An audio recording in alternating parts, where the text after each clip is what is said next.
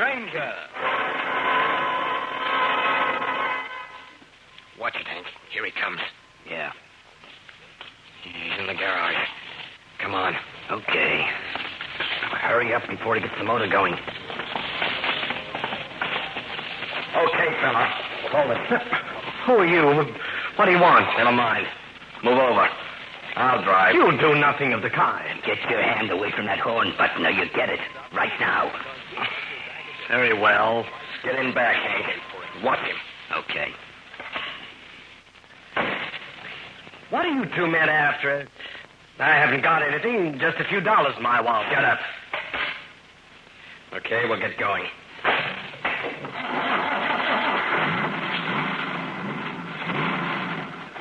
Look up and down the street, Hank. See if anybody's coming. Just one guy. About half a block away. Good.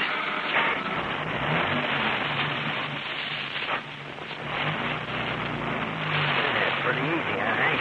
Yeah. Where are you two men taking me? And what's the reason for this? All we want is the dough. But I told you I haven't any great amount of money, just a few dollars in my wallet. You hear that, Hank?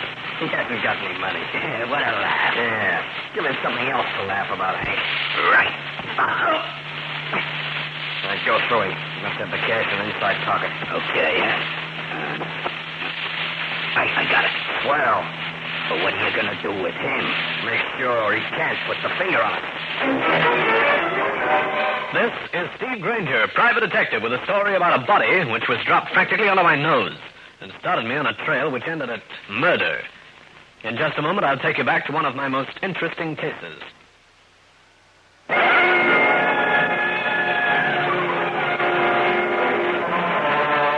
This is Grainger. It was early morning, around 1 a.m. I'd been wheeling a rented car down one of Long Island's highways on my way back to Manhattan when my headlight suddenly went out. I'd pulled up at the side of the road and was checking the fuse when I heard it. The way the approaching car was being handled, I figured it was some nitwit with alcohol where his brain should be. About 50 yards or so off the highway, the door of the speeding car opened and the body of a man came tumbling out.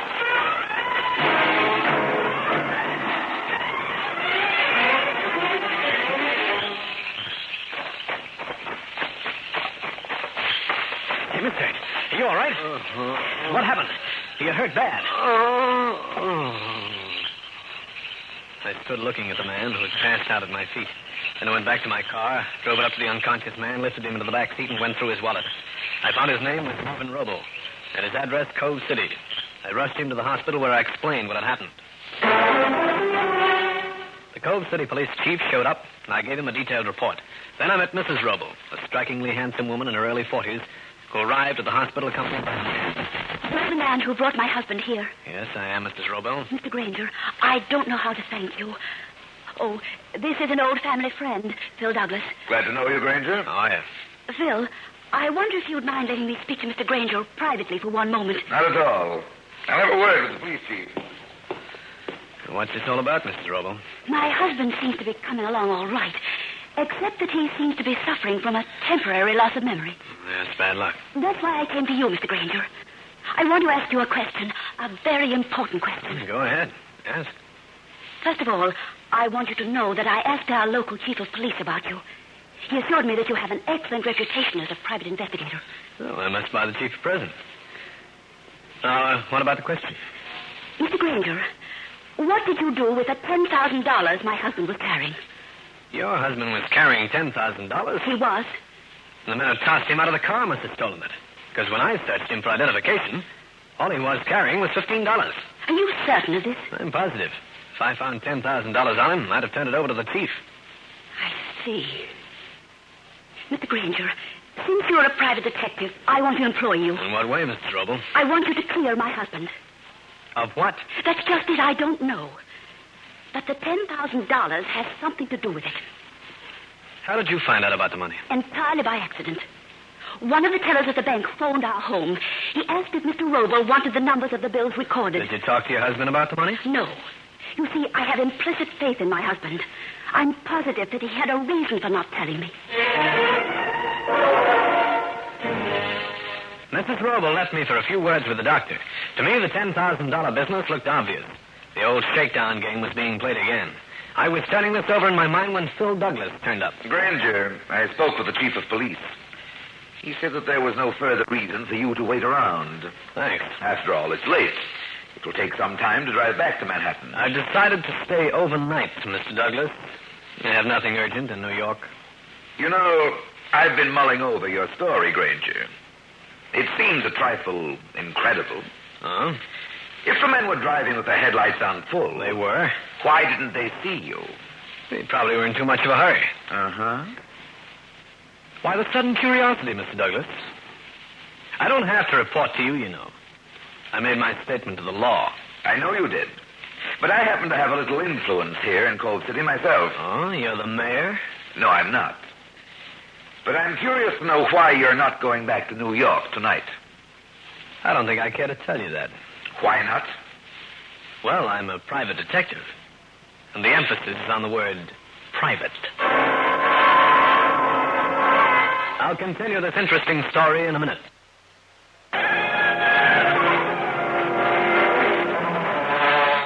There was something in Mr. Phil Douglas's eye that gave me the impression I wasn't very popular with him. I didn't bother to say farewell. I just left the hospital and headed for the local newspaper. The editor proved to be a very cooperative character. Yes, and what do you know, Grainger? Just what is Mervyn Robel's position in the community? Well, he's quite a pal behind the throne.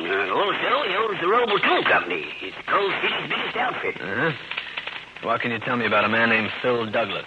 Douglas, local politician, but a nice guy. Why? He acted like he didn't want me around. Oh, don't mind that. He resents anyone who might get more attention than he does. What's he do, besides be a politician? Well, he's got enterprises, you know, filling stations, lends a little money occasionally. Would there be any reason for a beef between Robel and Douglas? Oh, they're very good friends. Well, Robel is the direct opposite of Douglas. In what way? Well, Robel is a crusader, and it's a standing joke between the two men. You see, we have a local roadhouse a short way out of town, the Dunes. Rumor has it that you can play a game of chance out there. Yeah? Robel has been having the place raided with no luck. Well, maybe I'll look around out there. Maybe I'll come up with something. Like what, for instance? It's entirely possible that I might have recognized one of the men who was with Robel. What?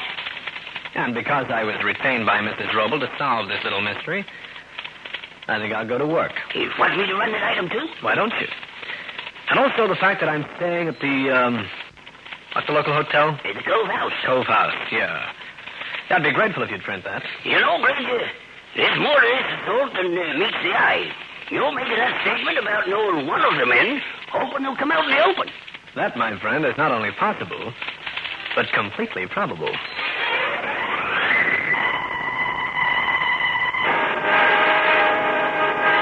The editor furnished me with a description of Robel's car. Then I went looking for the Cove House. It was a typical suburban hotel. I got myself a room, got on the phone, and talked to the New York Police Department, giving them the description of the car and a few facts. Then I sailed for 8 hours of repose.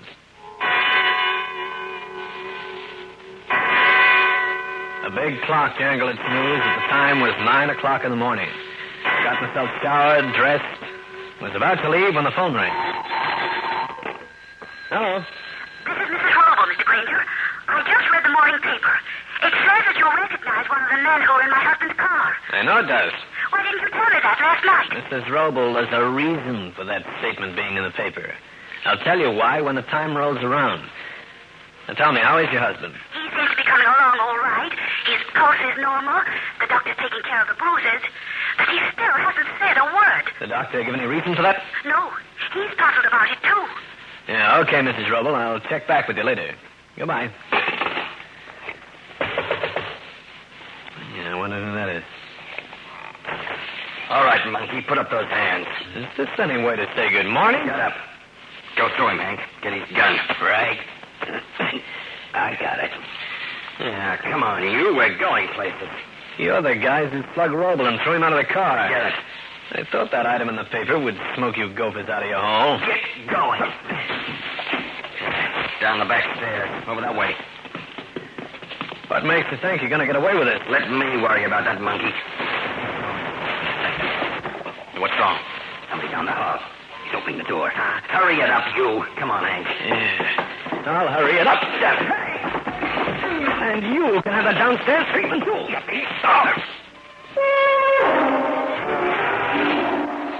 I'd bent over and thrown the bigger of the two men over my shoulder and down the steps. The smaller man, Hank, had been too quick for me. Slugged me with my own gun.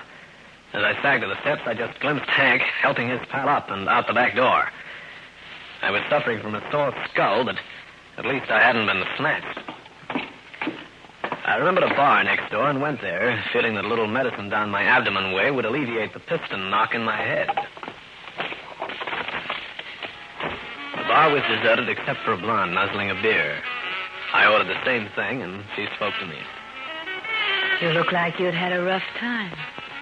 My head met something coming the other way. Too bad. Next time, learn to duck. I intend to. I haven't seen you around town before. Nope.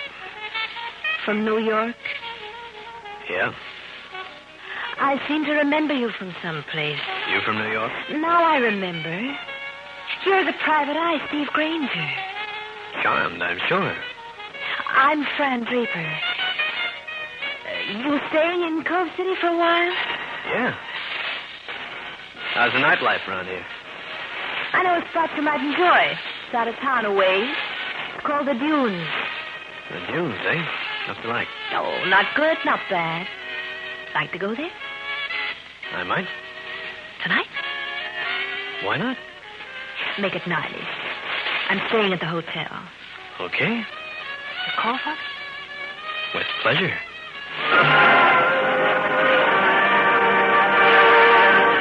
Fran Draper flashed me a mouthful of perfect crockery, slid off the stool, and left.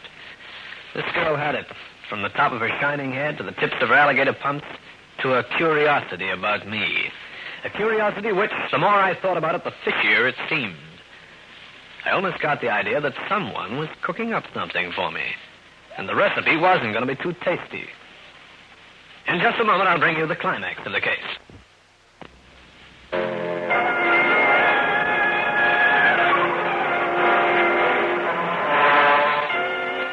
I sat there in the bar, finishing my beer and trying to make sense out of the situation. Then I went back to the Cove House to find a message that the New York police had picked up Mervyn Robles' car. I made my way back to the big city and stopped off first at Cal Hendrick's place and gave him the details. Robbery, assault, attempted kidnapping. Say, that's quite a story, Steve. My editor's going to like it. Well, before he gets it, you're going to have to give me a little assistance. How's that? I want you to come down to police headquarters. We found Mervyn Robles' car. I figured I could use your eagle eye on it. For a story like that, you can not only use my eye, but also my nose. Don't tell me, I get it. From Nosetown to Bloodhound.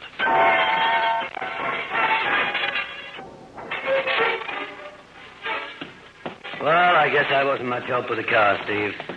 How do you like it? Not a thing to give me a lead. Not even a fingerprint, according to the lab boys. We might have more luck with the files. Your description of those two hoodlums rings a bell to me. Yeah, here we are. Linky something. Oh, wait a minute. Linky Bovis, that's a name. There. And him? That's the big one. His pal was called Hank. Hank Carson. Yeah, it's here. Note on the bottom. They've worked as a team for years. Uh-huh. There he is. Well, at least I know something about my two friends. Oh, just the same, they're just a pair of cheap arms. The real man must be higher up. And you can say that again. Why? Didn't you hear me? I dropped Cal off at his place and turned my car's nose in the direction of Cove City again. I called into the hospital to inquire about Mervyn Roble, but he was still in a state of shock and loss of memory. Then I prepared to pick up Fran Draper for my promised view of Cove City's nightlife. The Dunes was a combination of smoke and semi-hysteria. The orchestra consisted of one piano, and a smooth-talking waiter deposited the blonde and me in a booth. You'll like it here. It's quite a spot. Yeah, quite a spot. Care to dance? Oh, not yet. Let's order first. Oh, whatever you say. How about taking off your coat? Oh, not yet. Wait till I get warm. Get warm? In here? Where do you usually live? Inside a furnace? What are you looking at?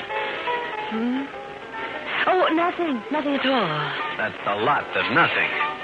Mr. Phil Douglas is quite a hunk of human. I think I will take this coat off. No, you don't. Button that up. What are you trying to pull? I'm going to fix you, Mr. Grainger. Oh, are you?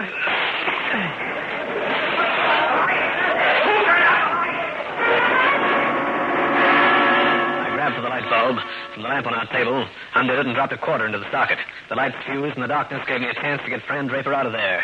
Somebody, turn on the light. Come on, babe. We're getting out of here. Leave it, everybody. This is a race. Come on. Out this door. My car's right over there. Come quietly or I'll slug you. Inside. I'm going to report you to the police, Grainger. You report me? That's the last, sister. After you tried the oldest jack in the world. Let me out of this car. Still, I'll slug you. Getting into a nightclub wearing those torn clothes. No wonder you wouldn't unbutton your coat. You're waiting for Phil Douglas to show up. I was not. Cut it out. You were going to yell for help, and Mr. Douglas would have called a cop and had me locked up for more days than I care to think about. You're crazy. What's the act between you and Douglas? Nothing. You're mixed up on this robo business. I know that. Oh, forget it. Okay, I'll forget it. For about an hour. I'm taking you back to the hotel. You don't want to get into more grief than you're mixed up in now. You'll stay there until I get back.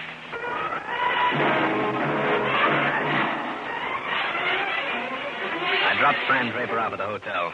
She strutted into the lobby and got lost. I drove out to the hospital with a trick in mind. If it worked, I'd have the Robo case wrapped up like a bundle of lettuce. The nurse admitted me to Robo's room. Mr. Robo. Mr. Robo.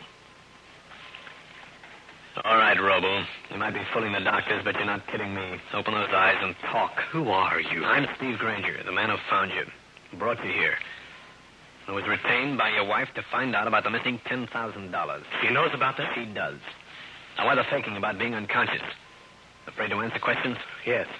If you'd talked when I first brought you here, I'd have this matter cleaned up. Now, tell me about the 10 grand. Did 2 men get it? Yes.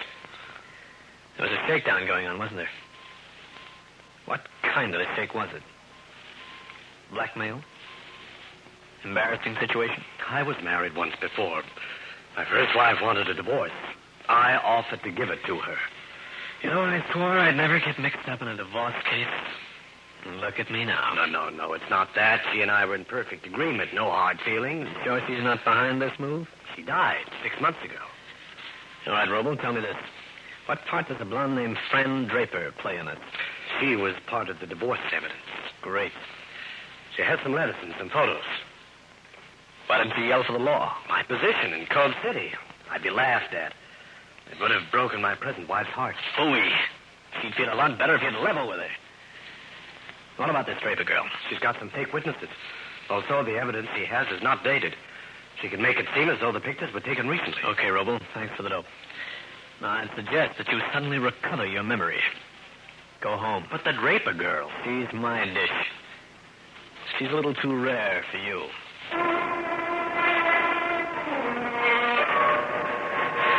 I nodded so long to Mervyn Roble and mulled the whole sorry affair over in my mind on the way back to the hotel. It'd be easy to throw a scare into the Draper girl and get back the pictures and letters. But getting the 10,000 from the 2 mugs, that would be another story. As I rapped on Fran Draper's door, it swung inward, and I realized that it had been open all the time. I moved inside, feeling for a light switch because the shades were drawn. The girl would pull no more frames. She was lying on her back in the middle of a mussed-up bed. There were purple marks around her white neck. The killer had done it by strangling. So you came back. Don't reach for anything, Douglas. What are you doing here? You killed her after you brought her back here. You grabbed her on the throat and strangled her. No, you don't, Douglas. I've got an alibi. I've been up seeing a man you should be interested in. Mervyn Roble. Don't pull that. You'll never get away with it. I think I will. Roble will be glad to testify. So will the clerk downstairs. He saw me come up not more than 2 minutes ago. I don't believe you, Grainger. I'm calling the police. Quiet. Somebody's coming. Well, what are you going to do, Linky? We're going to get the blackmail pictures, Dame Scott. Then we can stick that Roble for another 10,000. Well, how can you do that? We dumped him out of the car. You should read the papers, Henny. He's alive. Okay, boys, come right in. Hey, it's Grainger. That's right, Hank. You want it to, Linky? No. Turn your back to me. Face the wall. What is that? That means all three of you. You too, Douglas. What? Why, don't be ridiculous, Grainger. Turn. I'll just disable you three boys. Then we can get underway. You'll regret this, Grainger. I warn you. Yeah? Now turn around again. You, Mr. Douglas. What's wrong with your shirt? Nothing.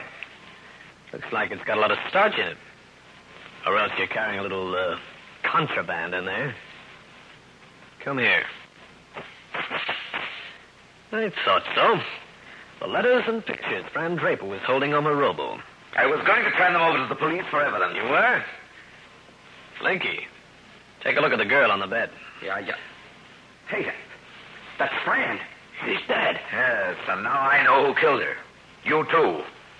Grainger and I heard what you said as you came in. Hey, it's a lie. We're going to pin no murder rap on us. Listen to them trying to save this. Sure they are, Douglas. The way I get it is that Fran Draper came to Cove City to blackmail Robo. She found out that you weren't as big a friend of Robo's as you pretended. You and Fran got together. I never saw her before. And that's why it was so simple for her to set up that frame-up at the dunes tonight? Oh, no. You two were partners. Can you prove that? I can try. Linky, Douglas hired you to meet Robo, get the blackmail money, didn't he? Yeah, sure he did. Thanks. But you and Hank got ideas. You double-crossed Douglas and Fran Draper. You took the dough for yourself. But we didn't kill her. Of course you did. That's why you were carrying the incriminating pictures and letters inside your shirt, eh, Douglas? Oh. When you found out that I took the Draper girl away from the dunes, you got scared. You thought she might spill the truth about you. They came here, not me. Sure, but they didn't have murder in mind, Douglas. All they wanted was the blackmail stuff, so they could make a pitch for another $10,000. But you got here ahead of them. You must have, because you have that evidence. You killed Fran Draper. Are you mad? Then how did you know she'd been strangled when you haven't been close enough to see her neck? Why, you... Don't try it, Douglas.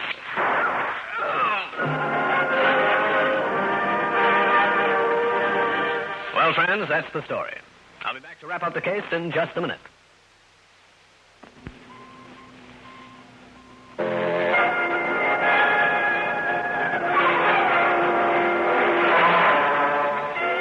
I shot Phil Douglas through the arm. Then I took him and the two mugs down to Cove City Police Headquarters and told my story to an amazed and thoroughly riled chief of police.